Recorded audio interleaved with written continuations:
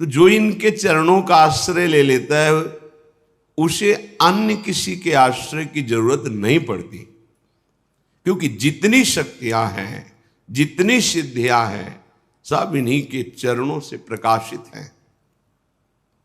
जो ऐसा नहीं जानते तो कभी कभी प्रश्न आते हैं कि प्रिया प्रीतम तो अत्यंत सुकुमार हैं, जैसे हमें रक्षा की जरूरत है तो अमुक देवता या अमुक ऐसा। जब मूल में जल चढ़ा दिया तो डाल में, पत्ते में, पुष्प में, सब में पहुंच गया। सबके मूल निकुंज बिहारी लालजू महाराज हैं। गीता जी में स्वयं कहते हैं ऊर्ध्व मूल मधा शाखा मस्वत्थम प्राहुरव्ययम, मैं सबका मूल हूं। परब्रह्म की प्रतिष्ठा है हमारे श्री कृष्ण, और जो ब्रजेंद्र नंदन के रूप में प्रकट हुए वही निकुंज बिहारी लालजू अपने रूप से प्रकट हुए हैं। उपासक को अन्य आश्रय लेने की जरूरत नहीं है। तुम्हें तुम्हारे पिता की कसम है, वीडियो को लाइक करो और चैनल को सब्सक्राइब करो। धन्यवाद। जो निकुंज में बिलस रहे तो दूरे सृष्टि आदि वार्ता, सृष्टि आदि वार्ता से दूर, क्योंकि सृष्टि की सेवा के लिए अंश रूप से आप विराजमान हैं भगवान विष्णु ब्रह्मा शिव रूप में।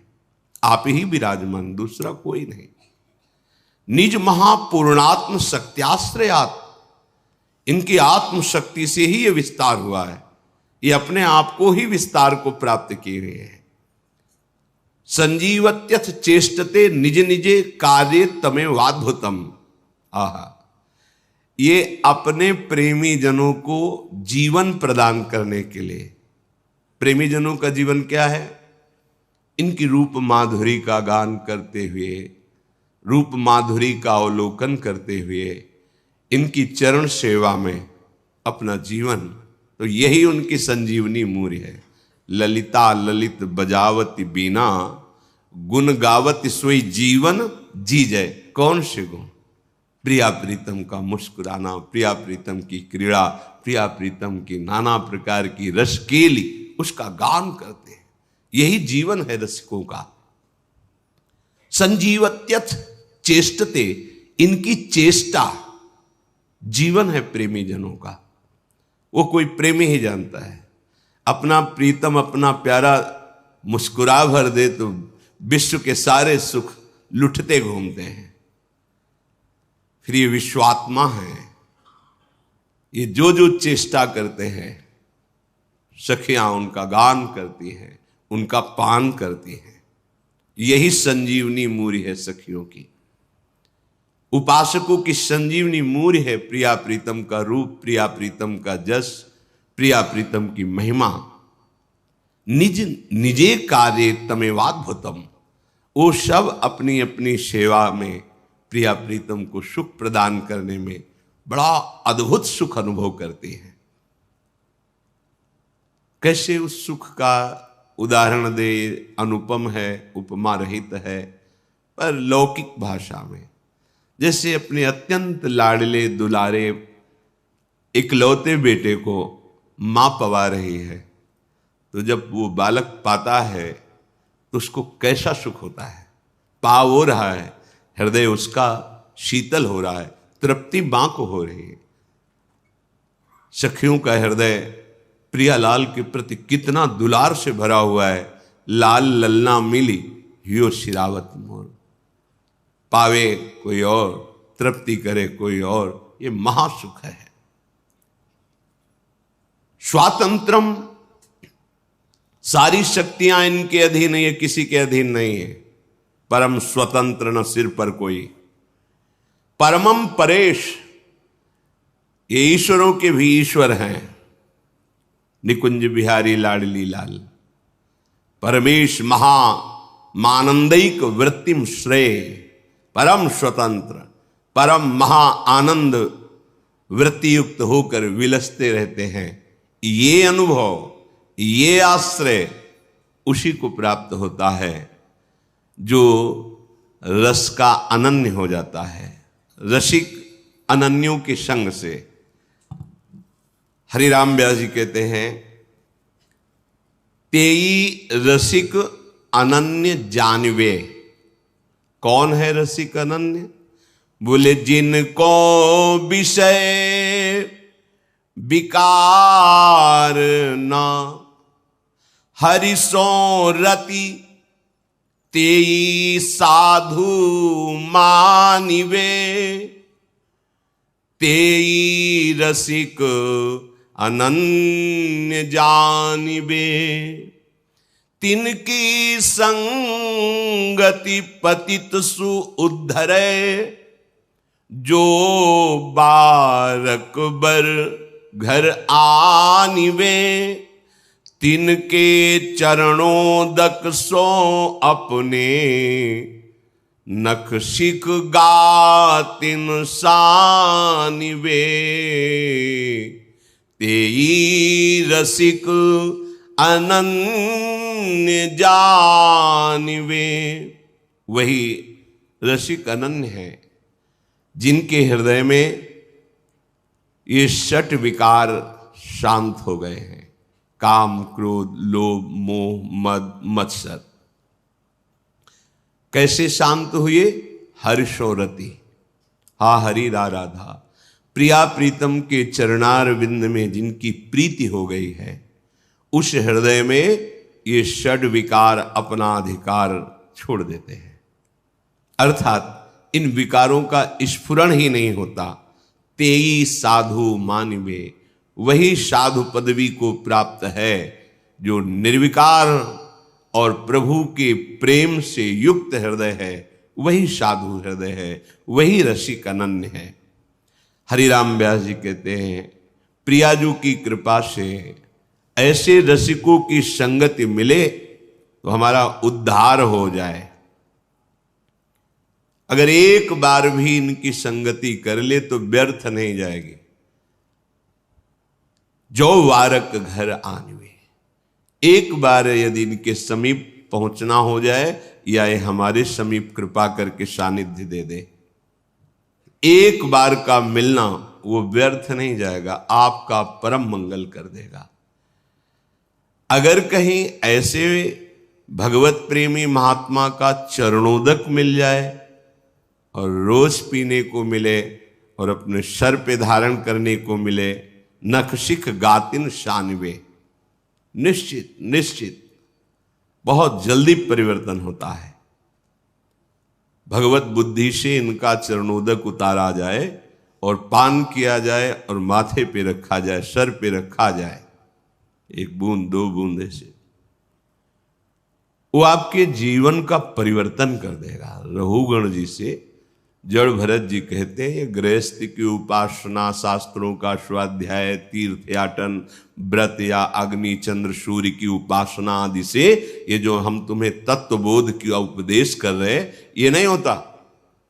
ये होता है महापुरुषों की चरण रज का अभिषेक करने से। रहु गणई तत्तपसा न याति न चेज्जया न निरूपणात् गृहाद्वा न छंदसा नैव जलाग्नि सूर्यो बिना महत्पाद रजोभिषेकम। हरिराम व्यास जी कहते, तिनके चरणोदक सो अपने नख सिख गातन शानवे। यदि कहीं ऐसे प्रेमी महाभागवतों का चरणोदक मिल जाए पीने को और माथे पे धारण करने को, तो ये जो विकार हैं इनसे लड़ने की सामर्थ्य आ जाए, ये परास्त हो जाएंगे विकार। पर बिना महत्पाद रजोभिषेकम, ये कोई भाग्यशाली को बात समझ में आती है। और फिर कहीं कृपा हो जाए और उनको प्रसाद पवाने का सौभाग्य मिल जाए, सुंदर सुंदर भोग प्रियालाल को पवा के और उनको प्रसाद पवाने का सौभाग्य, और कहीं वो पा चुके हैं उनके पत्तल से जूठे किनके उठाकर, और वो हमें पाने का सौभाग्य मिल जाए, फिर क्या कहना है। तिनकी पावन जूठन जेवत, क्या होता है? बोले तवही हरि ही आनिवे। जब रसिक महापुरुषों का उच्छिष्ट जाता है तो वो उच्छिष्ट इतना हृदय को पावन करता है। पहले चरणोदक बोले, अब उच्छिष्टामृत का प्रभाव हृदय में हरि प्रिया को प्रकाशित कर देता है। जूठन, संतों की जूठन, 4 महीने बराबर सेवा मिली नारद जी अपने चरित्र को पूर्व के श्री कृष्ण द्वैपायन भगवान व्यास देव जी से वर्णन करते हैं कि मैं बालक था और मुझे सेवा मिली चातुर्मास्य में संतों की। तो छोटी अवस्था होने के कारण हमें बर्तन मांजने की सेवा मिलती। तो जो जूठन संतों की पात्रों में लगी होती वो छुटा के और उसे पाता और बैठकर उनकी बातें सुनता। 4 महीने के प्रभाव से ऐसे महान वृत्ति का उदय हुआ कि वही अगले जन्म में देवर्षि नारद के रूप में प्रकट हुए। स्वयं नारद जी श्रीमद् भागवत में अपने पूर्व चरित्र का वर्णन किए। 4 महीने संतों की सेवा का फल महाभागवत भगवत स्वरूप देवर्षि नारद बना दिया। तिनकी पावन जूठन जेवत तबही हरि ही आनिवे। महापुरुषों के उच्छिष्ट का बहुत बड़ा प्रभाव है। हृदय में हरि प्रिया प्रकाशित हो जाती है इनकी जूठन पाने से। तिनके वचन श्रवण सुनि तिहि छिन मन संदेह भानिवे। बोले ऐसे भगवत प्रेमी महात्माओं के वचन सुनते ही मन के जितने संदेह हैं सब नष्ट हो जाते हैं, सारे प्रश्न शांत हो जाते हैं। आप सुनते रहो, केवल कोई प्रश्न बकाया नहीं रह जाएगा। हर प्रश्न का उत्तर आपको मिल जाएगा सत्संग में। आप केवल ध्यान से सुनिए। तिनकी जीवन धन वृंदावन जीवत मरत बखानवे। व्यास राधिका रवन भवन बिनु तेई क्यों पहचानवे। बोले ऐसे रसिकों का जीवन जो प्रिया प्रीतम के अनुराग में है और ऐसे रसिकों के जीवन की अंतिम श्वास ये वृंदावन ही है। अर्थात वो अनन्य होते हैं धाम के। ये आ ही जाएगा। प्रीतिस्तद वसति स्थले। अपार प्रीति हो जाती जहां अपने प्यारे प्रकट हुए हैं, प्यारे लीला परायण हैं, उस भूमि में जी नहीं सकते आप। अगर प्रभु की शरणागति युगल सरकार की हो गई है तो आपको ये ब्रज धाम, ये वृंदावन धाम ऐसा प्यारा लगेगा कि अब चाहे नरक मिले, चाहे स्वर्ग मिले, चाहे परम पद मिले, इसकी मुझे कोई परवाह नहीं। चाहे अपराध लगे, अब तो हम धाम के बिना नहीं जी सकते। अब हम ब्रजधाम के बिना। दुर्भाग्य है जो धाम के प्रति प्रीति ना हो, क्योंकि यही धाम आपको ऐसे रसिकों का संयोग कराएगा, ऐसे रसिकों का चरणामृत मिलेगा, ऐसे रसिकों का उच्छिष्टामृत मिलेगा, ऐसे रसिकों का वचनामृत मिलेगा। व्यास राधिका रवन भवन बिनु तेई क्यों पहचानवे। यदि वृंदावन में तुम्हारा भाव नहीं आया तो ऐसे रसिकों से तुम्हारी पहचान हो ही नहीं सकती, और बिना रसिकों के पहचान के प्रिया प्रीतम का प्रेम प्रकट नहीं होता। रंच मात्र प्रेम प्रकट नहीं होता। रे मन रसिकन संग बिन रंच न उपजय प्रेम। रसिक अनन्यों का मिलना दुर्लभ है। बस रसिक अनन्यों की बात मान जाए तो रस में डूब जाएगा। जाकी है उपासना ताही की वासना, ताही को नाम रूप लीला गुण गाइए। यह अनन्य परम धर्म परिपाटी, वृंदावन बसी अनत न जाइए। सोई व्यभिचारी आन कहे आन करे, ताको मुख देखे दारुण दुख पाइए। व्यास होई उपहास त्रास किए, आस अछत कित दास कहाइए। हरिराम व्यास जी कह, जिसकी तुम्हें भगवत कृपा से गुरु प्रदत्त उपासना है मिली है, उसी के मिलन की, उसी के रूप की, उसी के गुण की, लीला की तुम्हारे हृदय में चाहत होनी चाहिए। ये चाह प्रकट हो गई तो सब चाहें नष्ट हो जाएंगी। इस एक चाह में सामर्थ्य है हर चाह को मिटा देने की। क्या अब इस जन्म में प्रिया प्रीतम से मिलना होगा। मिलने का उपाय है निरंतर प्रिया प्रीतम का स्मरण करना, नाम जप करना, उनके लीला गुण गायन करना, उनके जनों का संग करना, उनके लिए ही कर्म करना, उनकी प्रसन्नता के लिए, उनके समर्पण के लिए सारी चेष्टाएं, तन मन वचन सब। जाकी है उपासना ताही की वासना, ताही को नाम रूप लीला गुण गाइए। यह अनन्य परम धर्म परिपाटी, यही रसिक अनन्यों का प्रेम धर्म है, यही परिपाटी है, यही मार्ग है, यही निष्ठा है कि अपने आराध्य देव के नाम रूप गुण लीला धाम के चिंतन में मगन रहे। वृंदावन धाम की उपासना धाम के प्रभाव से ही सफल होती है। जब आपको समय मिले तब धाम आइए, पर धाम का चिंतन तो आप कर सकते हैं। कई बार सत्संग में चिंतन का प्रकार बताया गया है। अगर कहीं आपको वास का सौभाग्य मिल गया है तो फिर यद्यपि मिले कोटि चिंतामणि तऊ न हाथ पसार। बड़ा दुख होता है जिस उपासक को अखंड वृंदावन धाम का संयोग बन जाता है, फिर किसी विषय इंद्रियजन्य भोगों के लिए धाम का त्याग करके, और भोगों में तब लगता है बड़ी प्रबल माया है प्रभु की, जो प्रभु के घर से घसीट ले जाती है। कब? जब कपट करोगे, छल करोगे, छुपाव करोगे, मनमानी आचरण करोगे तो घर से ले जाएगी। ये घर है, घर से खींच के ले गई, आजीवन के लिए ले गए। भाव नहीं बन सकता कभी। अब बहुत सावधान। वृंदावन बसी अनंत न जाए, अनंत जन्मों की बिगड़ी केवल वृंदावन सुधार देगा। तुम्हारी साधना में त्रुटि हो तो भी वो तुम्हें अपने प्रभाव से परम पद प्रदान करेगा। वृंदावनी प्रभाव सुन अपनो ही गुण दे। सोई व्यभिचारी, वो व्यभिचारी है, बोलता कुछ और है, करता कुछ और है, ताको मुख देखे दारुण दुख पाइए। ऐसे लोगों का संभाषण, दर्शन, मिलन बड़ा दुख प्रदान करने वाला होता है। बहुत कपट होता है, बातें कुछ करते हैं, आचरण में कुछ होता है, चिंतन कुछ होता है। नहीं नहीं, ऐसा नहीं। जाकी है उपासना ताही की वासना, ताको ही नाम रूप लीला गुण गाए।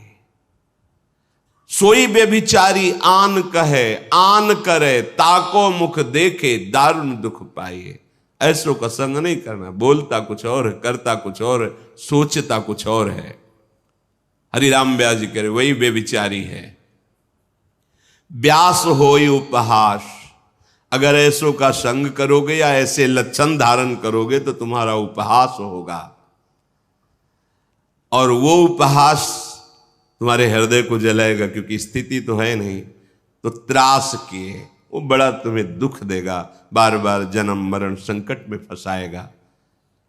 अगर तुम्हें किसी अन्य व्यक्ति से भोगों से सुख की आशा है तो तुमने सुख सिंधु को जाना ही नहीं, तुम सुख सिंधु के उपासक ही नहीं हो।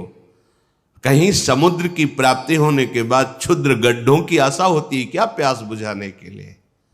ये तो प्रेमामृत समुद्र है, और तुम सुख कणों के लिए विषय भोगों में अधर्माचरण युक्त जाओ। इसका मतलब है कि अभी आप बातें केवल परमानंद की करते हैं, परमानंद का भी मार्ग ही नहीं मिला आपको। अनुभूति तो बात दूर की रही। अगर तुम्हारे हृदय में भोगों की आशा है तो तुम कैसे प्रिया प्रीतम के दास हो? व्यास होई उपहास त्रास किए आस अचत, कित दास का कैसे तुम दास कहला सकते हो? श्रीपाद प्रबोधानंद जी यही बात कह रहे हैं। कह रहे कि आनंदानाम परम चरमो यो अवधीर वैष्णवानाम, सर्वोर्ध्वानाम सकल हरिशक्त युन्नत नीचान योवा, संपूर्णानाम परम भगवद सद्गुणानाम च योवा, श्री वृंदावन भुवि वरीवर्ति सर्वोर धामनी। श्रीपाद कह रहे कि वैष्णव का चरम आनंद प्रदान करने वाला ये वृंदावन धाम है। वैष्णव का चरम आनंद क्या है, परम सीमा का आनंद क्या है? हर समय भजन होते रहना। तो यहाँ फिरे स्वार्थ आपने भजन गए फिरे बाह। पहली बात, जैसे नाम निरंतर चलना, रूप के ध्यान में मगन रहना, लीला गुणों का चिंतन करना, ठीक वैसे ही धाम वास है। धाम अगर आप वास कर रहे हैं, नाम चिंतन में त्रुटि बराबर नहीं हो रहा, रूप का ध्यान भी नहीं हो रहा, लीला गुण में भी रुचि नहीं, तो एकमात्र धाम संपूर्ण भजन हो गया आपका, और यह आपको भगवत प्राप्ति करा देगा। आनंदानाम परम चरमो योवधिर वैष्णवानाम, जो आनंद की चरम सीमा है प्रेम, प्रेम में भजन, वो आपको वृंदावन धाम प्रदान कर देगा। विश्वास कीजिए। वैष्णवानाम पर शर्त है वो प्रभु का हो चुका हो, अर्थात मन वचन कर्म से ये ठान लिया हो कि मुझे भगवत प्राप्ति करनी है। उसका उपाय है सदगुरु की शरण, सदगुरु प्रदत्त मंत्र नाम उपासना, उसे वैष्णव कहते हैं। जो वैष्णव है उसको आनंद की परम चरम अनुभूति वृंदावन धाम कराता है। ये विश्वास का विषय है, पक्का ऐसा ही है। अपना साधन भजन क्या है, पर धाम की जब कृपा का अनुभव होता है तब लगता है, जो वाणी जी में धाम कृपालु है ऐसा लिखा है, वो अनुभव कराता है वृंदावन। सर्वोर्ध्वानाम सकल हरिशक्तयुन नतीनांच योवा संपूर्णानाम परम भगवत सद्गुणानाम च योवा। ये सीधाम वृंदावन समस्त धामों का ऊर्ध्व है, मूल है, सबसे महान, इसी के अंश से सब धाम धामी प्रकट होते हैं। और समस्त शक्तियों को प्रकट करने वाला ये चरम स्थान वृंदावन धाम है, क्योंकि धामी प्रिया प्रीतम से ही सब प्रकट हुए हैं। मूल वृंदावन धाम, मूल बिहारी बिहारिंजू। जो महाभागवत वृंदावन धाम का आश्रय, वृंदावन धाम का वास स्वीकार करता है, अन्य संबंध छोड़कर, दूरादपास्य सुजनान सुखमर्थ कोटिम सर्वेशु साधन वरेश चिरम निराशा, शर्त है। यह जोरी अविचल वृंदावन नाही नान सुकाज। अब ये वृंदावन आपके अंदर वो संपूर्ण उत्तम गुण प्रकाशित कर देगा जिससे प्रिया प्रीतम रीझ जाते हैं, अन्य साधनों से नहीं। वृंदावन धाम का आश्रय, वृंदावन धाम का वास भगवत प्रेमी महात्माओं का सानिध्य दिलाएगा। चरण रज, चरणामृत, उच्छिष्टामृत, वचनामृत, इसके प्रभाव से हमारे हृदय में निर्दोष स्थिति जागृत होगी, निर्विकार स्थिति जागृत होगी। उसी निर्विकार स्थिति में प्रीति का प्रादुर्भाव, उसी प्रेम पुलकन में वो प्रिया प्रीतम की रूप माधुरी का अनुभव करता है। तो सारे सद्गुण धाम की कृपा से उसके हृदय में आ जाते हैं। इसलिए अन्य आश्रय, अन्य वार्ता, अन्य भाव त्याग करके अनन्य भाव से नाम रूप लीला धाम की उपासना में निश्चित, अगर आपकी त्रुटियां भी हैं, गलतियां भी हैं, अपराध भी हैं, तो आप चिंता मत करो। धाम अपने प्रभाव से आपको निर्मल कर देगा। सारे महाभागवतों के सद्गुण दैवी संप्रदा आप में प्रकाशित कर देगा। विश्वास करो, ये धाम कोई जड़ नहीं है, ये चैतन्य घन है। आप धाम का आश्रय लिए तो प्रिया प्रीतम सहचरियां, खग मृग पशु पंछी, लता यमुना रसरानी, वृंदा सखी, ये सब आप पर कृपा करेंगी, सब आपको उस महानता की स्थिति में पहुंचा देंगी कि इन्हीं नयनन सम सुख देखे। इन्हीं नेत्रों से आप निकुंज का सब सुख देख पाएंगे, इनकी कृपा से। इसलिए धीरे धीरे वृत्तियों को अनन्यता की तरफ ले चलो। जाकी है उपासना ताही की वासना। रसिक मंडली में या तन को नीके ढंग लगाओ, दंपति यस गाओ हर्षाओ हित सो रीज रिझाओ, देवन को दुर्लभ नर देही तैने सहज ही पाई, मन भाई निधि पाई फिर क्यों जानबूझ बिसराई, एक अहमता ममता ये जग में है दुखदाई, ये जब श्री जी की ओर लगे तो होत परम सुखदाई। तात मात सुत दार देह में मति अर्जय मति मंदा, हित किशोर को होए चकोर तू लख वृंदावन चंदा। सीधी बात, रसिक मंडली में या तन को नीके ढंग लगाओ, दंपति यस गाओ हर्षाओ हित सो रीझ रिझाओ। बहुत बढ़िया अवसर।